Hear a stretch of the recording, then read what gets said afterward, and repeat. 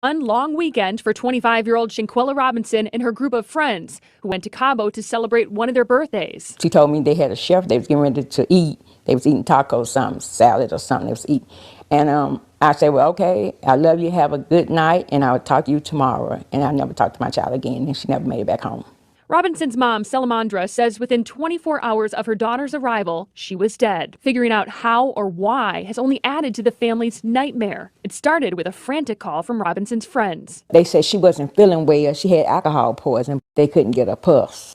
Each one of the people that was there with her was telling different stories. It's when the family made calls to the FBI and Mexican authorities that they learned of another potential cause of death. And the autopsy came back. They said it didn't have anything to do with alcohol. Said that she had a broken neck and her spine in the back was cracked.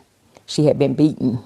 Salamandra says the entire group came back from Mexico, leaving her daughter's body there.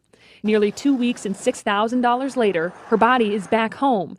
But answers have been hard to come by. You know, I know that's not going to bring my child back, but I want something done about it. Queen City News has spoken with officials at the U.S. State Department in Mexico who refute the claim that Robinson was murdered, saying the police's initial indication is that there was no clear evidence of foul play. Here in Charlotte, her family refuses to believe their daughter's death was an accident, and they vow to find the truth of what happened that night in Cabo. No one told the same story, so I never believed them anyway. Queen City News obtained Robinson's death certificate, which lists a cause of death as severe spinal cord injury and atlas luxation, which is instability in the uppermost vertebrae. In the section where police could have noted any sign of intoxication, it says, person found unconscious on her living room. And they didn't call us to the very last minute. And then on top of that, they said the maid found them. The group stayed here at Villa Linda 32, a property listed on CaboVillas.com. A rep with the company says the group called the concierge for help Saturday afternoon. The concierge called a doctor who gave CPR.